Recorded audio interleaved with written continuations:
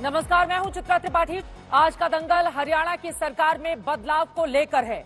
अब से थोड़ी देर में हरियाणा के नए सीएम नायब सैनी शपथ लेने वाले हैं। साथ में राइट सीट के विधायक मोहनलाल बड़ोली और हरियाणा लोकहित पार्टी के अध्यक्ष गोपाल कांडा भी मंत्री पद की शपथ ले सकते हैं। कुरुक्षेत्र से बीजेपी के सांसद और हरियाणा बीजेपी प्रदेश अध्यक्ष नायब सैनी के शपथ ग्रहण समारोह में आपको लेकर चलेंगे। लेकिन चुनाव से ऐन पहले 4 घंटे के अंदर हरियाणा में जिस तरह से सीएम बदल दिया गया, उसे लेकर बीजेपी की रणनीति और विपक्ष की सियासत के बीच कई सवाल हैं। एक तरफ ये माना जा रहा है कि मनोहर लाल सरकार के करीब 10 साल के कामकाज के बाद एंटी इनकम्बेंसी से निपटने के लिए ये बदलाव सरकार की ओर से किया गया है। बीजेपी ने सियासी सर्जरी की है। दूसरी तरफ अब इस बात की भी चर्चा है कि ओबीसी सीएम बनाकर हरियाणा में जाट बनाम गैर जाट वोट में बीजेपी ने जाति वोट को साधने की कसरत की है, क्योंकि बीजेपी ने लोकसभा चुनाव में 370 का बड़ा टारगेट फिक्स कर रखा है और ऐसे में एक एक सीट पर चुनावी इंजीनियरिंग में जुटी हुई है। हालांकि कांग्रेस पार्टी का यह कहना है कि हरियाणा में 9 साल की नाकामी से घबराकर बीजेपी अब सत्ता के चेहरे बदल रही है। ऐसे कई सवाल हैं जिस पर आज के दंगल में बड़ी चर्चा करेंगे। नायब सैनी की कैबिनेट की क्या तस्वीर रहेगी वो भी आपको दिखाएंगे, लेकिन उसके पहले ये रिपोर्ट देखिए। एक दिन पहले गुरुग्राम में पीएम के मंच से सीएम मनोहर लाल की इतनी तारीफ कि किसी को अंदाजा नहीं। अगले 12 घंटे में सीएम मनोहर पूर्व हो जाएंगे। राज्य की कमान नायब सैनी को सौंप दी जाएगी। मनोहर लाल जी और मैं बहुत पुराने साथी हैं, तो वो मोटरसाइकिल चलाते थे, मैं पीछे बैठता था। लगातार हरियाणा का भ्रमण मोटरसाइकिल पे हुआ करता था। इस तारीफ से अब मनोहर लाल कितने खुश हैं पता नहीं, लेकिन नायब सैनी गदगद हैं। निर्दलीय विधायकों का भी शुक्रिया करते हैं, पार्टी का भी, प्रधानमंत्री का भी।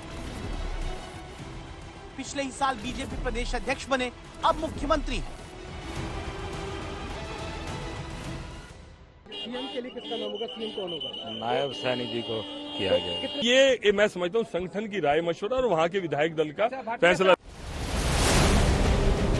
खास बात यह कि नायब सैनी की सरकार में जेजेपी नहीं होगी, उसके 10 विधायकों का समर्थन नहीं होगा। मंत्रालय की 3 सीट भी खाली होंगी, क्योंकि 90 विधायकों की विधानसभा में बीजेपी के पास 41 विधायक अपने, 6 निर्दलीय, 1 गोपाल कांडा का समर्थन भी बीजेपी के साथ है। इस तरह बीजेपी के पास संख्या बल 46 के जादुई आंकड़े से ऊपर है। खबर यह भी कि दुष्यंत चौटाला ने जेजेपी विधायकों की बैठक बुलाई थी, उसमें भी उनके सारे 10 विधायक नहीं पहुंचे, तो जेजेपी की भी टूटने की आशंका।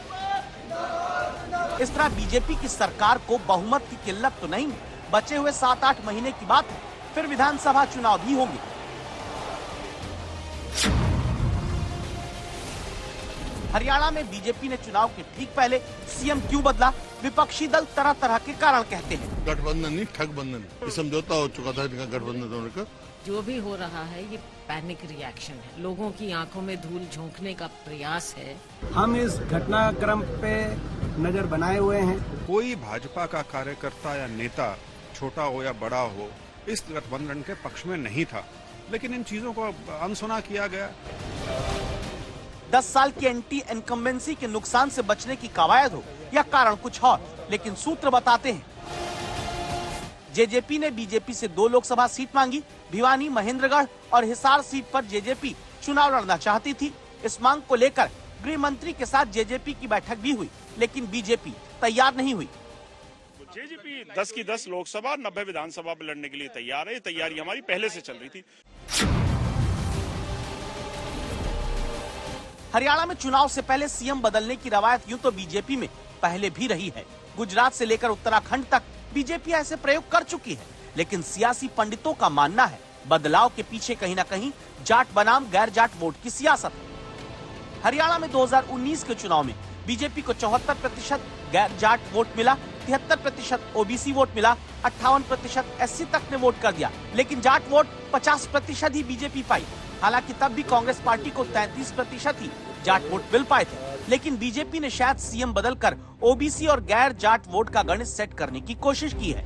वैसे बीजेपी के सामने नायब सैनी को सीएम बनाने पर एक चुनौती ये भी कि नायब सैनी अभी कुरुक्षेत्र से सांसद हैं। सीएम बनने के बाद उन्हें 6 महीने के अंदर विधायक बनना पड़ेगा, क्योंकि हरियाणा विधानसभा का कार्यकाल 3 नवंबर 2024 तक है। ऐसे में अक्टूबर में भी चुनाव होते हैं, तो सीएम को विधायक बनना होगा। हालांकि बीजेपी को इसकी फिक्र कम है और 2024 में 370 के आंकड़े तक पहुंचने की फिक्र ज्यादा।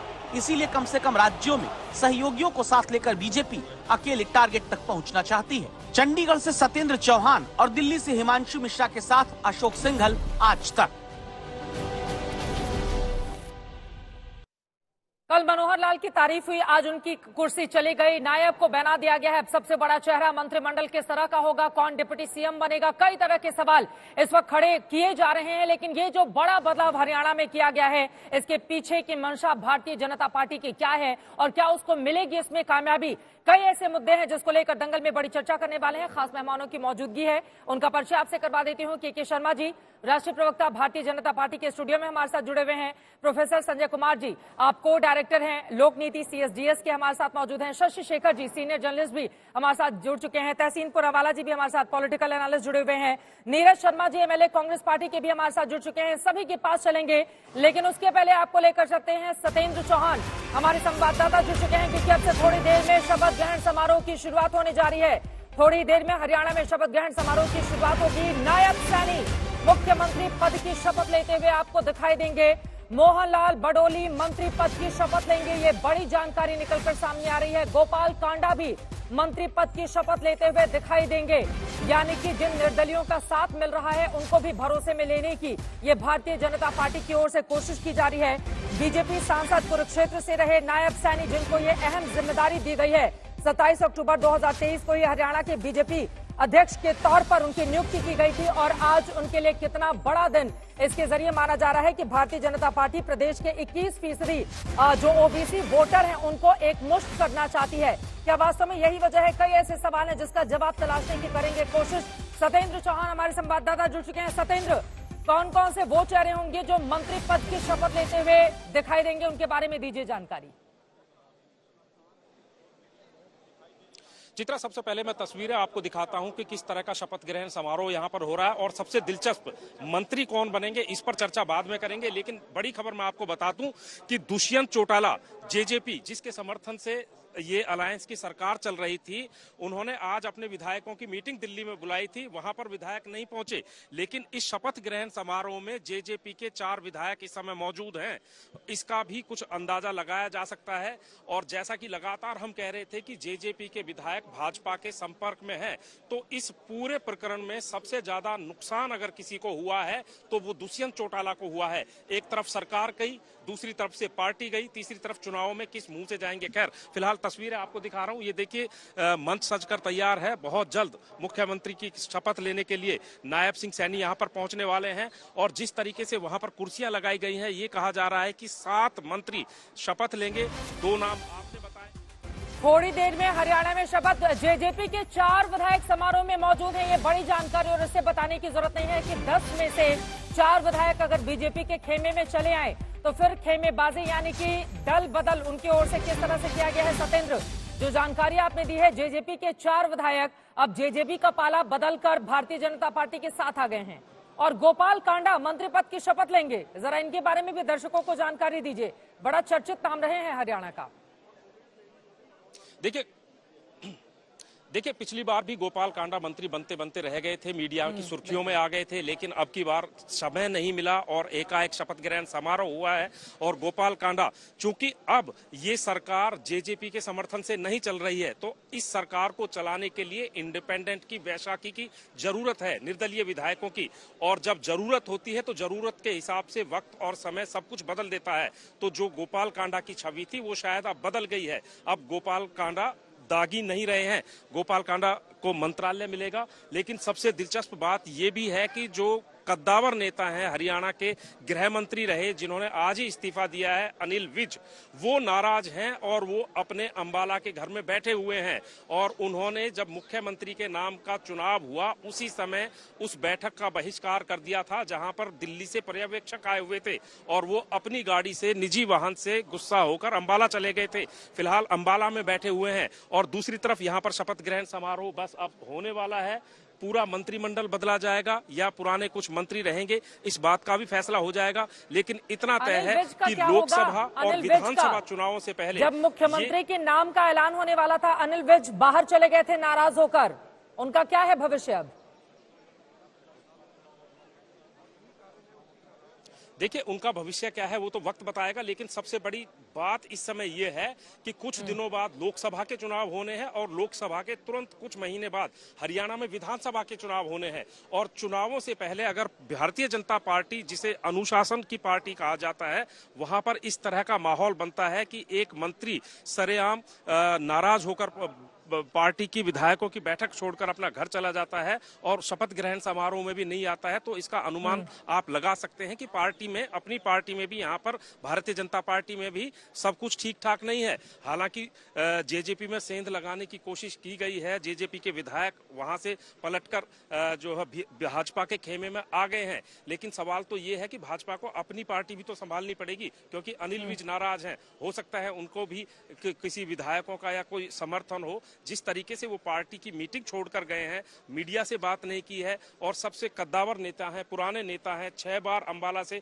विधायक रह चुके हैं, विश्व हिंदू परिषद में रहे हैं, पुराने बीजेपी से जुड़े हुए हैं, तो ये सारी चीजें हैं कहीं ना कहीं इस पूरे जो घटनाक्रम पर एक सवालिया निशान भी लगा रही हैं, जो कह रहे हैं कि जो स्ट्रेटेजी और रणनीति के हिसाब से भारतीय जनता पार्टी चली थी, तो उसमें कहीं ना कहीं कोई खामी भी रह गई है। चित्रा, अनिल विज पहुंचेंगे या नहीं पहुंचेंगे, या नाराज हो गए हैं, अब नहीं मानेंगे वो?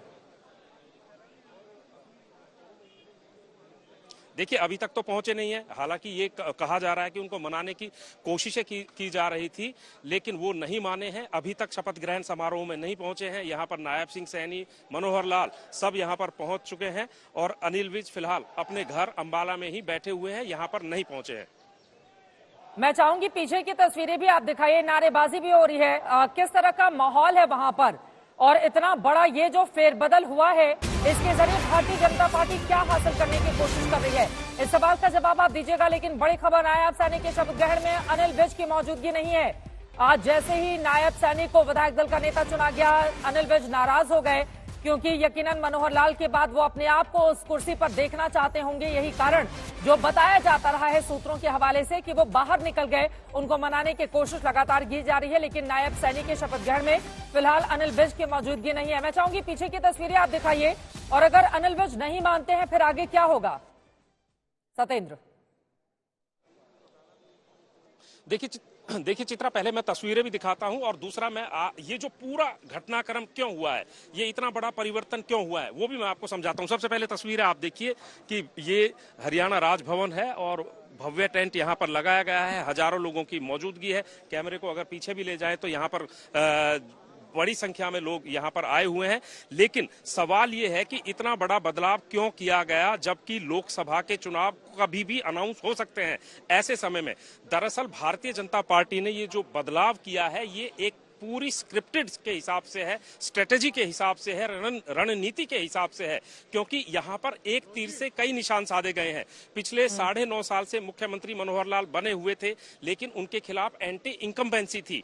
दूसरा, अगर आज तक का मूड ऑफ नेशन ही देखें तो उसमें यह कहा गया था कि भारतीय जनता पार्टी, जिसके 10 के 10 सांसद हैं हरियाणा में, वो जमीन खिसक रही थी और 2 सीटें कांग्रेस के खेमे में जाती हुई दिखाई दे रही थी मूड ऑफ नेशन में। तो ये सर्वे और रिपोर्ट्स लगातार केंद्रीय आला कमान भाजपा का तैयार कर रहा था। एंटी इनकम्बेंसी खत्म करनी थी, प्लस में एक मजबूत कैंडिडेट चाहिए था, और कयास ये लगाए जा रहे हैं कि मुख्यमंत्री मनोहर लाल अब हरियाणा की करनाल लोकसभा सीट से चुनाव लड़ेंगे। दूसरा, हरियाणा की राजनीति जाट और गैर जाट के ध्रुवीकरण में फंसी हुई है, और जाट के बाद सबसे बड़ा वोटर ओबीसी है हरियाणा के अंदर। अब आप देखिए, ओबीसी का मुख्यमंत्री बना दिया, और गैर जाट पे भाजपा की पकड़ है, और जजपा से पीछा छूट गया, क्योंकि जजपा, कांग्रेस, आईएनएलडी, इन तीनों ही पार्टियों के बारे में ये कहा जाता है कि इनकी पकड़ जाट वोटों में है। लेकिन Bharatiya Janata party Jat vote bank में सेंध नहीं लगा पाई, लिहाजा अपने ओबीसी वोट बैंक को पक्का करने के लिए एक तीर से कई निशाने यहाँ पर साधे गए हैं। चित्रा, जैसे जैसे ही हलचल होती है मैं आपके पास लौटूंगी, लेकिन आपने बताया कि हिसार से चुनावी मैदान में उतर सकते हैं या फिर करनाल से, तो फिर वहां के जो मौजूदा सांसद है उनका क्या होगा अगर मनोहर लाल को ये जिम्मेदारी दी जाती है? कई ऐसे सवाल है। लेकिन के शर्मा जी, आपके पास आते हुए, इतना बड़ा बदलाव चुनाव के ठीक पहले, कांग्रेस पार्टी का ये कहना है कि डर गए थे आप लोग, चाहे महिला पहलवानों का मुद्दा हो, किसानों का मुद्दा हो, या फिर सरकार विरोधी वहां पर जो लहर देखने को मिल रही है, कांग्रेस ने दबाव डाला, तब जाकर आप लोगों को होश में आया। लेकिन कांग्रेस का ये आरोप है कि बहुत देर हो चली है। शर्मा जी, मुझे हंसी आती है चित्रा जी कई बार। ये डर शब्द कांग्रेस पार्टी कहां से लेकर आई है, मुझे आश्चर्य होता है। 303 सीट जीतकर 303 सीट का जो है आशीर्वाद 140 करोड़ इस देश की जनता ने माननीय प्रधानमंत्री नरेंद्र मोदी जी को दिया। हरियाणा के अंदर में 10 में से 10 सीट भारतीय जनता पार्टी को उन्होंने जिताया, अपना आशीर्वाद दिया। अब पता नहीं कहां से डर की बात आती है, मुझे समझ नहीं आता कांग्रेस के रणनीतिकारों को। नहीं, क्यों इतना बड़ा बदलाव किया? देखिए, हमारे यहाँ दायित्व परिवर्तन होता है। एक व्यक्ति आज जो व्यक्ति एक दायित्व में है, कल उसे कोई दूसरा दायित्व दिया जाता है। इसी तरह नए नेतृत्व उभरते हैं। ये एक जीवंत पार्टी है चित्रा जी, भारतीय जनता पार्टी। इसीलिए हम कांग्रेस की तरह ठूठ नहीं है।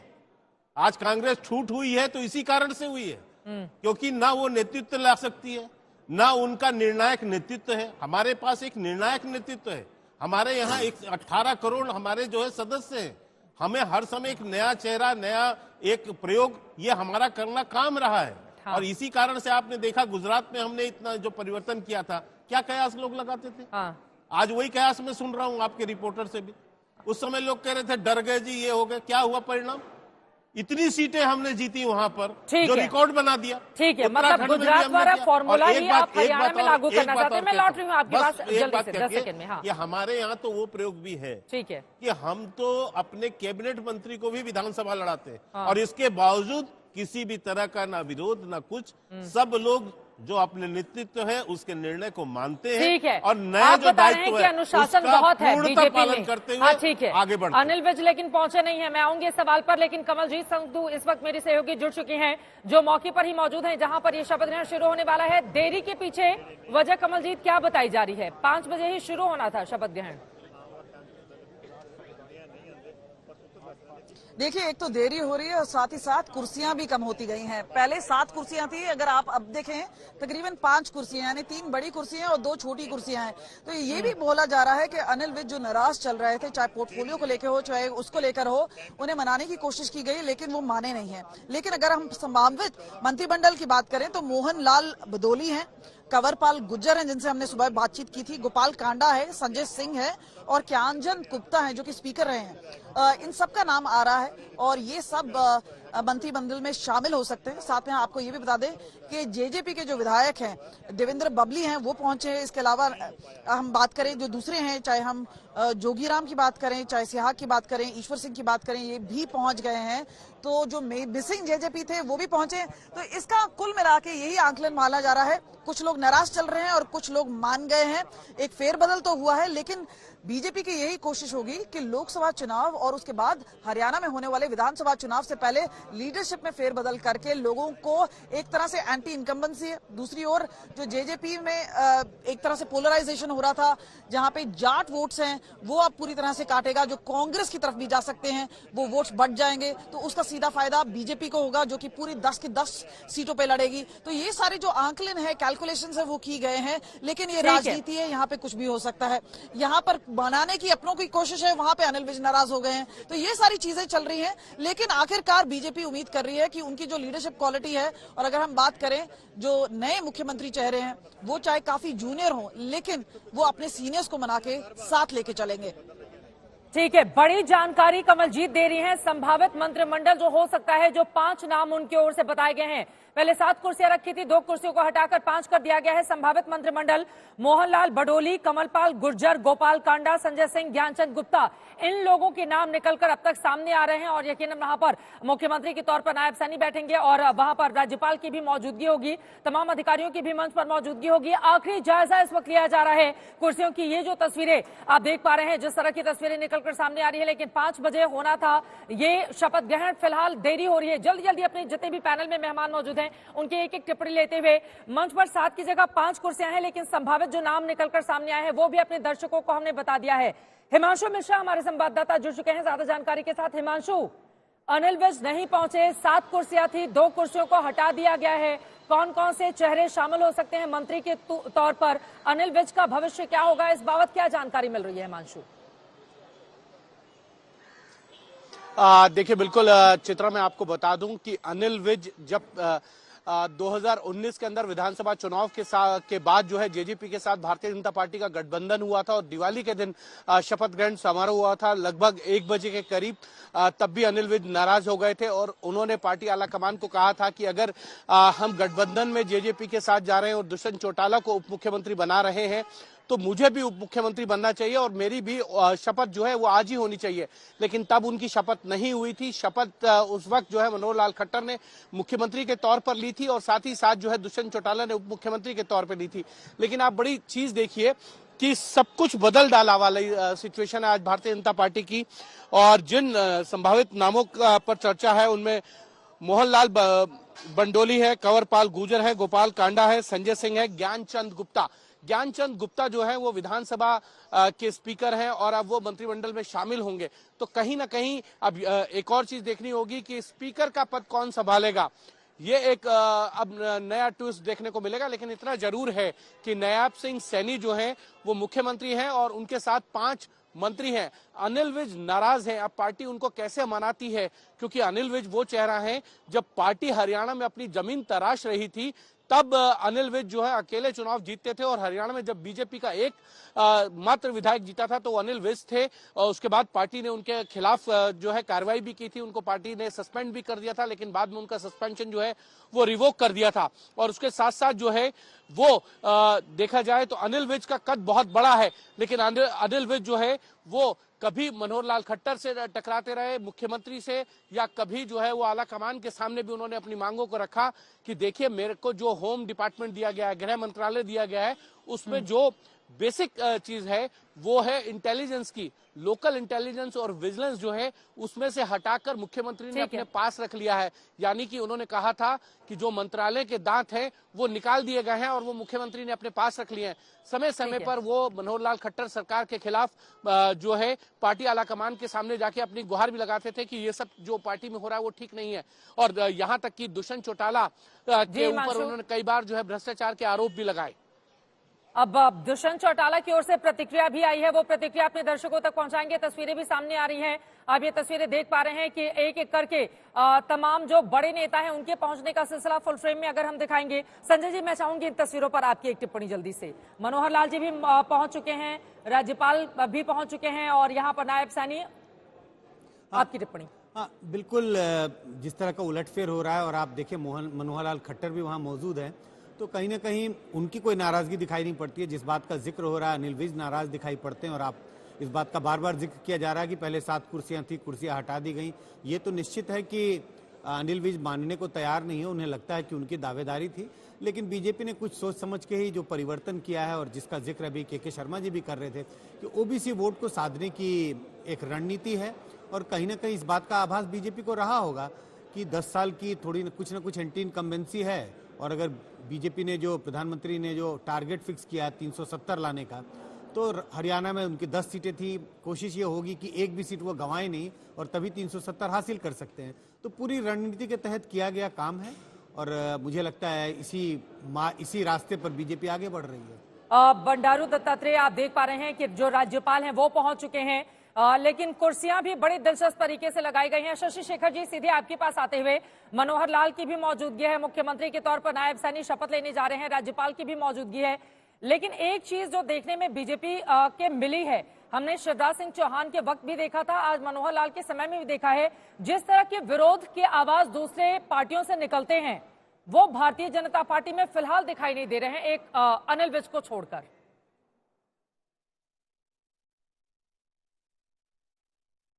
शशि जी, मेरी आवाज हमेशा से स्वतंत्र विचारों वाले व्यक्ति हैं, वो एक स्वतंत्र विचारों वाले व्यक्ति हैं और वो इस नाते पार्टी को बहुत रास नहीं आते हैं क्योंकि वो अपनी आवाज उठाते हैं और कई उनके बयान ऐसे थे जबकि वो संकट में पड़ गई पार्टी कि उसको कैसे संभाले, उसको कैसे साधे।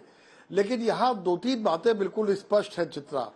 पहली बात ये कि जो भारतीय जनता पार्टी हरियाणा में है वहां सब ठीक नहीं है।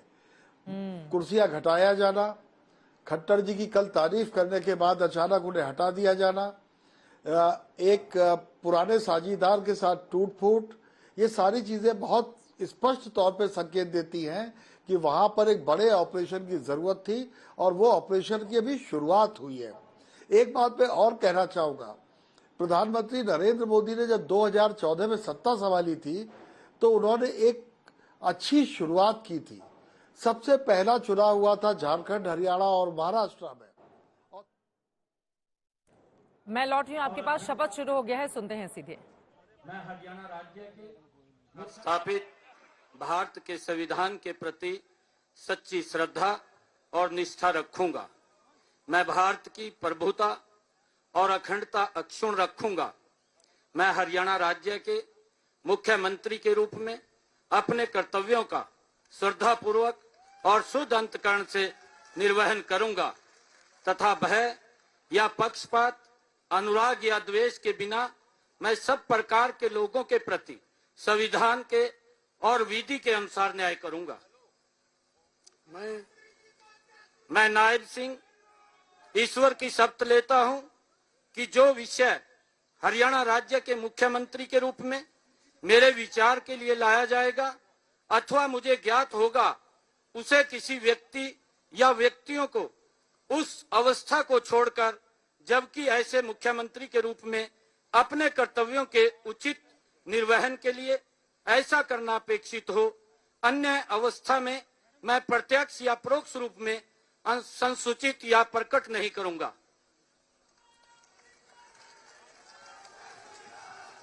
शपथ ले ली है हरियाणा के नए मुख्यमंत्री के तौर पर।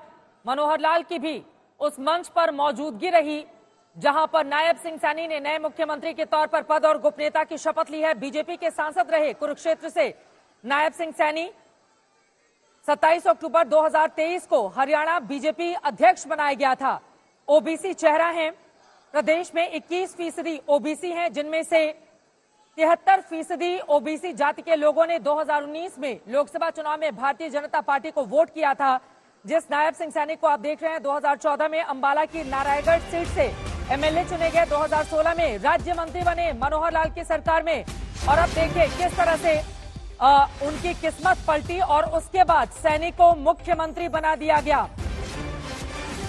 कांग्रेस पार्टी के उम्मीदवार को 3,84,591 मतों से हराकर कुरुक्षेत्र जीता था 2019 में, लेकिन अब हरियाणा के नए मुख्यमंत्री के तौर पर नायब सिंह सैनी ने पद और गोपनीयता की शपथ ले ली है। उनका लंबा चौड़ा आपको बता दें अनुभव जिस तरह का रहा है, अब सबके ज़िया। और देखिए यहाँ पर जरा ये तस्वीरें देखिए कि किस तरह से झुककर मनोहर लाल को वो प्रणाम कर रहे थे और यहाँ पर राज्यपाल के पांव छूते हुए नए मुख्यमंत्री आपको दिखाई दे रहे हैं और मनोहर लाल ने भी उनको पूरा आशीर्वाद दिया है। फिलहाल अब आगे की राह कैसी रहेगी ये देखना महत्वपूर्ण रहेगा। जय श्री राम के नारे भी लग रहे हैं। माननीय राज्यपाल महोदय ने आदरणीय मुख्यमंत्री जी के परामर्श पर श्री कंवर पाल की हरियाणा राज्य के मंत्री के पद पर नियुक्ति की है। अब मैं श्री कंवर पाल जी से निवेदन करता हूं कि वे पद एवं गोपनीयता की शपथ ग्रहण करने के लिए मंच पर पधारें।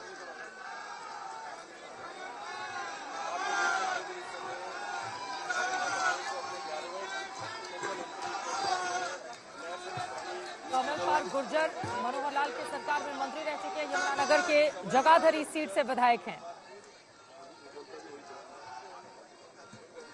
नादिना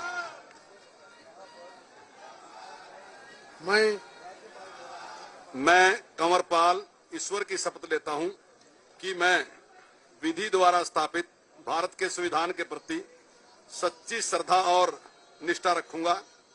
मैं भारत की प्रभुता और अखंडता अक्षुण्ण रखूंगा। मैं हरियाणा के राज्य के मंत्री के रूप में अपने कर्तव्यों का श्रद्धा पूर्वक और शुद्ध अंतःकरण से निर्वाह करूंगा तथा भय या पक्षपात, अनुराग या द्वेष के बिना मैं सब प्रकार के लोगों के प्रति संविधान के और विधि के अनुसार न्याय करूंगा। मैं कंवरपाल ईश्वर की शपथ लेता हूं कि जो विषय हरियाणा राज्य के मंत्री के रूप में मेरे विचार के लिए लाया जाएगा अथवा मुझे ज्ञात होगा, उसे किसी व्यक्ति या व्यक्तियों को उस अवस्था को छोड़कर, जबकि ऐसे मंत्री के रूप में अपने कर्तव्यों के उचित निर्वाह के लिए ऐसा करना अपेक्षित हो, अन्य अवस्था में मैं प्रत्यक्ष या परोक्ष रूप से संसूचित या प्रकट नहीं करूंगा।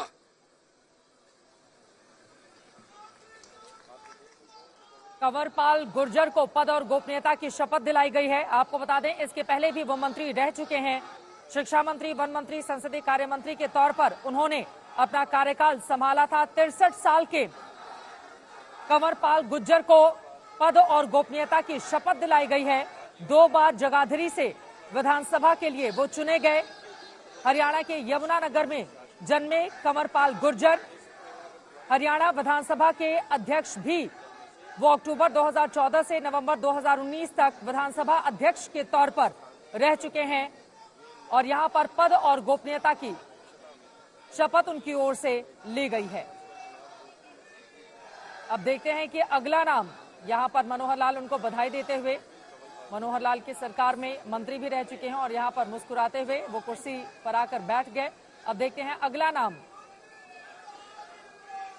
किसका पुकारा जाता है मंच से। माननीय राज्यपाल महोदय ने आदरणीय मुख्यमंत्री जी के परामर्श पर श्री मूलचंद शर्मा की हरियाणा राज्य के मंत्री के पद पर नियुक्ति की है।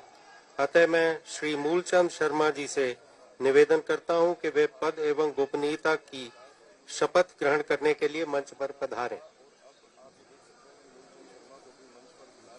मूलचंद शर्मा मंच पर जाते हुए 59 साल के मूलचंद शर्मा हरियाणा सरकार में परिवहन मंत्री रह चुके हैं। इसके अलावा भी कई दूसरे विभाग उनके पास थे। 2014 से हरियाणा में बल्लभगढ़ विधानसभा क्षेत्र का प्रतिनिधित्व वो करते रहे हैं और अब पद और गोपनीयता की शपथ लेने जाते हुए मूलचंद शर्मा सुनते हैं। मैं मूलचंद शर्मा ईश्वर की शपथ लेता हूं कि मैं विधि द्वारा स्थापित भारत के संविधान के प्रति सच्ची श्रद्धा और निष्ठा रखूंगा। मैं भारत की प्रभुता, अखंडता रक्षण रखूंगा। मैं हरियाणा राज्य के मंत्री के रूप में अपने कर्तव्य की श्रद्धापूर्वक और शुद्ध अनुकरण के निर्वहन करूंगा तथा भय, पक्षपात, अनुराग या द्वेष के बिना मैं सब प्रकार के लोगों के प्रति संविधान के और विधि के अनुसार न्याय करूंगा। मैं मूलचंद शर्मा ईश्वर की शपथ लेता हूं कि जो कि विषय हरियाणा राज्य के मंत्री के रूप में मेरे विचार के लिए लाया जाएगा या मुझे ज्ञात होगा, उसे किसी व्यक्ति या व्यक्तियों को उस व्यवस्था को छोड़कर, जबकि ऐसे मंत्री के रूप में मैं अपने कर्तव्यों के उचित निर्वहन के लिए ऐसा करना अपेक्षित हो, अन्य व्यवस्था में मैं प्रत्यक्ष अपरोक्ष रूप में सूचित या प्रकट नहीं करूंगा। मूलचंद शर्मा ने भी पद और गोपनीयता की शपथ ले ली है। पिछली सरकार में परिवहन मंत्री रहे। 2014 से हरियाणा की बल्लभगढ़ विधानसभा निर्वाचन क्षेत्र का वो प्रतिनिधित्व करते रहे हैं और आज उनको पद और गोपनीयता की शपथ दिलाई गई। हालांकि इसके पहले भी वो मंत्री के रूप में कार्यरत रहे। तो कई ऐसे चेहरे हैं जिनको यहाँ पर फिर से जिम्मेदारी दी जा रही है। ये जो बड़ा फेरबदल हुआ है, इसके जरिए 2024 के हर राजनीतिक सामाजिक समीकरण को साधने की कोशिश की जा रही है। आप एक ही चेहरे को गौर से देखेंगे तो ये भी पाएंगे कि किस तरह से जातिगत समीकरण को भी साधने की कोशिश यहाँ पर भारतीय जनता पार्टी की ओर से की जा रही है। तो हरियाणा में नायब सैनी जो मुख्यमंत्री के तौर पर शपथ ले चुके हैं, 2 लोग, कंवरपाल गुर्जर और मूलचंद शर्मा।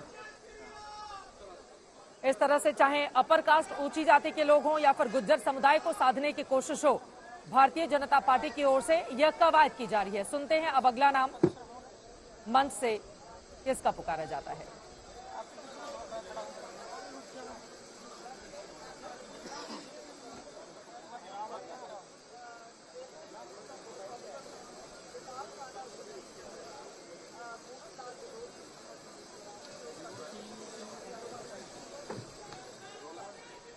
मूलचंद शर्मा वकील, ये तस्वीरें आपके सामने हैं। अब हाथ जोड़कर जाकर यहाँ पर पांव छूते हुए देखिए पूर्व माननीय राज्यपाल महोदय ने आदरणीय मुख्यमंत्री जी के परामर्श पर श्री रणजीत सिंह की हरियाणा राज्य के मंत्री के पद पर नियुक्ति की है। अब मैं श्री रणजीत सिंह जी से निवेदन करता हूं कि वे पद एवं गोपनीयता की शपथ ग्रहण करने के लिए मंच पर पधारें। रणजीत सिंह को मंच पर अब यहां पर बुलाया जा रहा है। एक एक करके तमाम वो नाम जिनको लेकर सुबह से ही इस बारे में कयास लगाए जा रहे थे कि आखिर कौन कौन से वो चेहरे होंगे जो नायब सैनी की कैबिनेट में मंत्री के तौर पर शपथ लेते हुए दिखाई देंगे। और अब मैं ईश्वर की शपथ लेता हूं कि विधि द्वारा स्थापित भारत के संविधान के प्रति सच्ची श्रद्धा और निष्ठा रखूंगा। मैं भारत की प्रभुता और अखंडता अक्षुण्ण रखूंगा। मैं हरियाणा राज्य के मंत्री के रूप में अपने कर्तव्यों का श्रद्धा पूर्वक और शुद्ध अंतकरण से निर्वहन करूंगा तथा भय या पक्षपात, अनुराग या द्वेष के बिना मैं सब प्रकार के लोगों के प्रति संविधान के और विधि के अनुसार न्याय करूंगा। मैं ईश्वर की शपथ लेता हूं कि जो विषय हरियाणा राज्य के मंत्री के रूप में मेरे विचार के लिए लाया जाएगा अथवा मुझे ज्ञात होगा, उसे किसी व्यक्ति या व्यक्तियों को उस अवस्था को छोड़कर, जबकि ऐसे मंत्री के रूप में अपने कर्तव्यों को उचित निर्वहन के लिए ऐसा करना अपेक्षित हो, अन्य अवस्था में मैं प्रत्यक्ष या परोक्ष रूप से संसूचित या प्रकट नहीं करूंगा। रणजीत सिंह चौटाला ने भी मंत्री पद की शपथ ले ली है। आपको बताते चले कि इसके पहले हालांकि कई अलग अलग पार्टियों में वो रह चुके हैं, लेकिन 2019 के हरियाणा विधानसभा चुनाव में रानिया की सीट निर्दलीय के तौर पर इन्होंने जीती थी और चुनाव के बाद अपने पोते दुष्यंत चौटाला के साथ बहुमत हासिल करने के लिए भाजपा का समर्थन भी किया था। और 3 विभागों के साथ आपको बताते चले कि चाहे वो ऊर्जा हो, बिजली हो, जेल हो, उसमें उन्होंने पदभार भी ग्रहण किया था मंत्री के तौर पर। 78 वर्ष इनकी आयु है। सिरसा में जन्मे थे 18 मई 1945 को और आज पद और गोपनीयता की शपथ यहां पर लेते हुए इनेलो, जनता दल, कांग्रेस और भाजपा से ये लगातार जुड़े रहे हैं और आज इनको मंत्री बनाकर अहम जिम्मेदारी भारतीय जनता पार्टी की ओर से यहां पर सौंपी गई है। रणजीत सिंह चौधरी देवीलाल चौटाला के बेटे हैं। 2 बार भारत के वो पूर्व उप प्रधानमंत्री रहे। बेहद शक्तिशाली परिवार से वो यहां पर पहुंचे और आज देखिए कि किस तरह से उनके बेटे को शामिल करके पूरे हरियाणा में एक बड़ा संदेश दिए जाने की कोशिश भारतीय जनता पार्टी की ओर से यहां पर की जा रही है। पद और गोपनीयता की शपथ उनकी ओर से ले ली गई। हालांकि ये वो चेहरा है जो अलग अलग दलों में भी रह चुके हैं, लेकिन उनके अनुभवों के जरिए बीजेपी की कोशिश यही होगी कि 2024 का ये जो पहले लोकसभा का चुनाव है और उसके बाद होने वाले विधानसभा के चुनावों में प्रचंड जीत हासिल किया जा सके, क्योंकि कई ऐसे हिस्से हैं अलग अलग जहां पर उनका अच्छा खासा प्रभाव है। जातिगत समीकरण को भी किस तरह से चौटाला परिवार के एक सदस्य को शामिल करके अपने मंच पर देखिए भारतीय जनता पार्टी ने किस तरह का संदेश दिया है। मुझे लग रहा है कि के शर्मा जी इस पर कुछ टिप्पणी करना चाहते हैं। शर्मा जी। नहीं, देखिए, मैं इतना ही कहना चाहता हूं कि जिस ढंग से शपथ ग्रहण समारोह में अभी आप देख रहे हैं, दृश्य देख रहे हैं, मैं निश्चित रूप से कह सकता हूं कि भारतीय जनता पार्टी के नेतृत्व में हरियाणा सरकार जो है, मुख्यमंत्री जी के परामर्श पर श्री जयप्रकाश दलाल की हरियाणा राज्य के मंत्री के पद पर नियुक्ति की है। अतः मैं श्री जयप्रकाश दलाल जी से निवेदन करता हूं कि वे पद एवं गोपनीयता की शपथ ग्रहण करने के लिए मंच पर पधारें।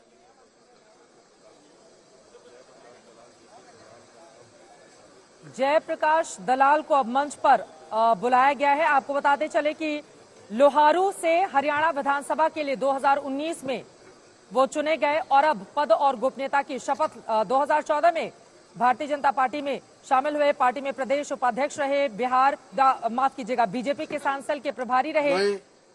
मैं जयप्रकाश दलाल ईश्वर की शपथ लेता हूं कि मैं विधि द्वारा स्थापित भारत के संविधान के प्रति सच्ची श्रद्धा और निष्ठा रखूंगा। मैं भारत की प्रभुता और अखंडता अक्षुण्ण रखूंगा।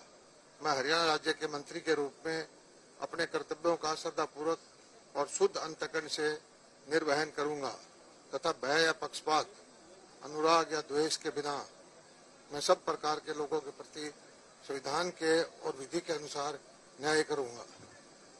मैं जयप्रकाश दलाल ईश्वर की शपथ लेता हूं कि जो विषय हरियाणा राज्य के मंत्री के रूप में मेरे विचार के लिए लाया जाएगा अथवा मुझे ज्ञात होगा, उसे किसी व्यक्ति या व्यक्तियों को उस अवस्था को छोड़कर, जबकि ऐसे मंत्री के रूप में अपने कर्तव्यों के उचित निर्वहन के लिए ऐसा करना अपेक्षित हो, अन्य अवस्था में मैं प्रत्यक्ष अपरोक्ष रूप में संसूचित या प्रकट नहीं करूंगा। जयप्रकाश दलाल लोहारू सीट से विधायक हैं। मंत्री पद की शपथ उन्होंने ले ली है। 1978 में पंजाब विश्वविद्यालय से स्नातक किया। उसके पहले civil engineering C R polytechnic Rohtak में डिप्लोमा भी किया है लोहारू, जो अपने आप में काफी महत्वपूर्ण है। वहां से विधायक चुनकर आए हैं और अब पद और गोपनीयता की शपथ इनकी ओर से भी ले ली गई है। मुझे लगता है संजय जी, एक जल्दी से आपकी टिप्पणी, क्या आपको लग रहा है कि जातिगत और सारे समीकरण साथ कर, क्योंकि जो चेहरे मंच पर बिठाए जा रहे हैं उनके ऊपर जिम्मेदारी होगी 24 के लोकसभा और विधानसभा चुनाव में भारतीय जनता पार्टी को कामयाबी दिलाने की। बिल्कुल, अगर आप इनके जातीय समीकरण को देखें चित्रा जी, तो लगता है कि अलग अलग जातियों के समीकरण को साधने की पूरी कोशिश की गई है। मंत्री पद की तो जिम्मेवारी है, लेकिन मंत्री पद के साथ साथ 2024 का लोकसभा चुनाव बिल्कुल करीब है, तो इनको ये भी जिम्मेवारियां होंगी कि अपने इलाके में जहां से वो विधायक चुन के आए हैं, सांसद हैं, तो इनको ये जिम्मेवारी होगी या बीजेपी पार्टी अपेक्षा करेगी कि अपने इलाके में अपना जनाधार बढ़ाएं, पार्टी का जनाधार बढ़ाएं और पार्टी को बड़ी जीत दिलाएं। बिल्कुल, पार्टी को बड़ी जीत दिलाए, इसी वजह से ये अहम जिम्मेदारी देखिए इन्हीं को सौंप दी गई है। कई ऐसे चेहरे हैं एक के बाद एक जो मंच पर पहुंच रहे हैं, उनको लेकर बीजेपी की उम्मीदें ज्यादा, लेकिन दूसरी तरफ कांग्रेस पार्टी का यही कहना है कि दरअसल बहुत सारे जिन मामलों में विफल रही बीजेपी, इस वजह से उसको इतना बड़ा फेरबदल यहां पर करना पड़ा है। फिलहाल एक एक करके तमाम वो चेहरे जो हम आपको दिखा रहे हैं, चाहे वो जयप्रकाश दलाल हो, मूलचंद शर्मा हो, सभी ने मंत्री पद की कंवरपाल गुर्जर, मूलचंद शर्मा, रंजीत सिंह, जयप्रकाश दलाल, मंत्री पद की शपथ इनकी ओर से ले ली गई है। और महत्वपूर्ण ये भी है कि मंच पर मनोहर लाल की मौजूदगी है और सभी वहां पर जा रहे हैं और उनका अभिवादन जरूर करते हुए उनका आशीर्वाद भी लेने की कोशिश कर रहे हैं। अब अगले नाम के तौर पर किसको पुकारा जाता है? माना जा रहा था कि 4 से 5 ऐसे लोग होंगे जिनको पद और गोपनीयता की शपथ दिलाई जाएगी। माननीय राज्यपाल महोदय ने आदरणीय मुख्यमंत्री जी के परामर्श पर डॉक्टर बनवारी लाल की हरियाणा राज्य के मंत्री के पद पर नियुक्ति की है।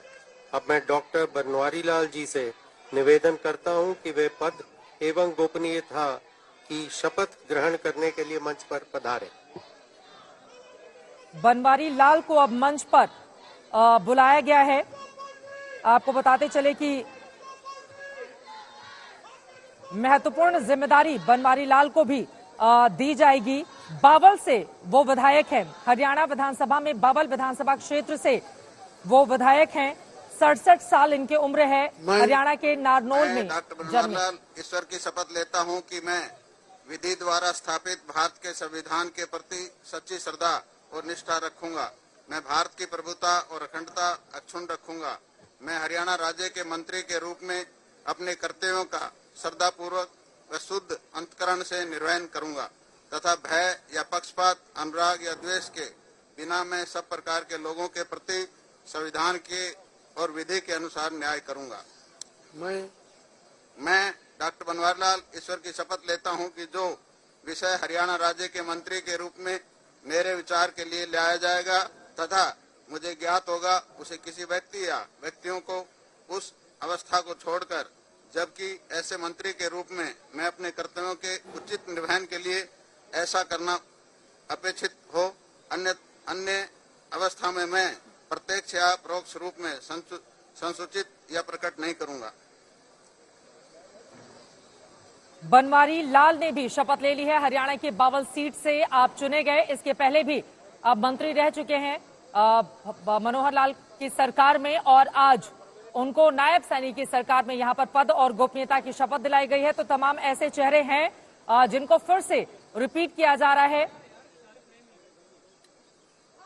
हाँ जी, बोलिए। मैं इतना जरूर कहना चाहता हूं कि अभी कार्यक्रम, शपथ ग्रहण कार्यक्रम से पहले कुर्सियों के लेकर जो बातें आ रही थी कि 2 कुर्सी हटाए जा रहे हैं, बढ़ाए जा रहे हैं, घटाए जा रहे हैं, और जो पॉलिटिकल पंडित लोग बैठ के कयास लगा रहे थे कि अंदर बहुत गड़बड़ है, शायद उनके लिए एक सबक होगा। उनके लिए कुर्सियां बढ़ा दी गई हैं। नहीं, उनके लिए एक सबक होगा कि कम से कम पूरे घटनाक्रम के बाद यदि कोई टिप्पणी करे तो अच्छा है। जी आए नहीं है अभी।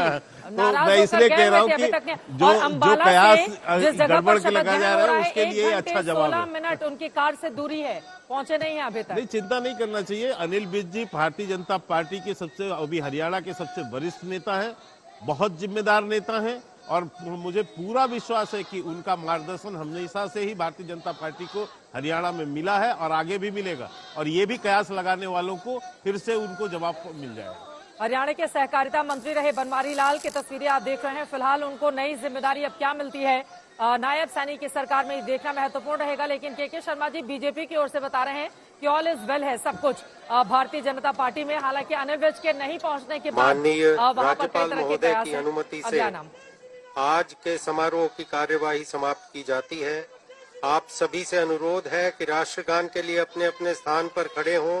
तदुपरांत आप सभी जलपान के लिए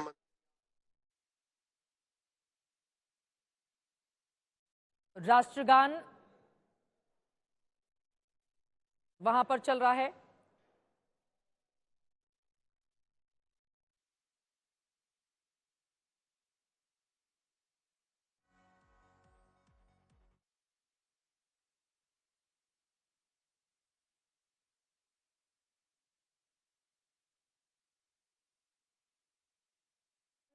हो रहा है और सीधी तस्वीरें हम आपको दिखा रहे हैं। कंवर पाल गुर्जर, मूलचंद शर्मा, रणजीत सिंह, जयप्रकाश दलाल, बनवारी लाल, इन सभी को पद और गोपनीयता की शपथ दिला दी गई है। नए मुख्यमंत्री के तौर पर नायब सिंह सैनी की जिम्मेदारी अब कहीं ज्यादा महत्वपूर्ण होने वाली है। एक बहुत बड़ा फेरबदल यहां पर किया गया है। तमाम जातिगत समीकरण को साधने की कोशिश की गई है। आपको बताते चले कि भारतीय जनता पार्टी की कवायद यही है कि 10 लोकसभा की सीटों में 10 पर जीत हासिल की जाए, जैसा कि 2019 का प्रदर्शन रहा था। और उसके बाद होने वाले विधानसभा के चुनाव में भी बीजेपी की यही कोशिश है कि कमाल का प्रदर्शन किया जाए। हालांकि 14 के मुकाबले उसकी सीटें पिछली बार जरूर कम हुई थी। लेकिन बड़ा सवाल यहां पर के शर्मा जी आपसे पूछा जाएगा, जब बीजेपी पहले से कॉन्फिडेंस में थी, उसको निर्दलीय सहयोग ही कर रहे थे, कहीं से कोई दिक्कत थी नहीं, तो चुनाव के ऐन पहले ये बड़ा फेरबदल क्यों किया गया? कैसे समझाएंगे लोगों को आप? आपके पास संख्या बल तो पहले से था, निर्दलियों का आपको सहयोग पहले से मिल रहा था, जेजेपी की जरूरत पहले भी नहीं थी, लेकिन पहले सरकार बनाना फिर उनको छोड़ देना, ये क्या बताता है? नहीं, देखिए, मैं यही बात तो आपको बोला कि भारतीय जनता पार्टी एक प्रयोगधर्मी पार्टी है और हम हमेशा, हमारी पार्टी के नेतृत्व का एक प्रयास रहा है कि नए नेतृत्व को हम ये कभी भी परिवर्तन करते। आपका प्रश्न यही होता कि आपने अभी क्यों किया,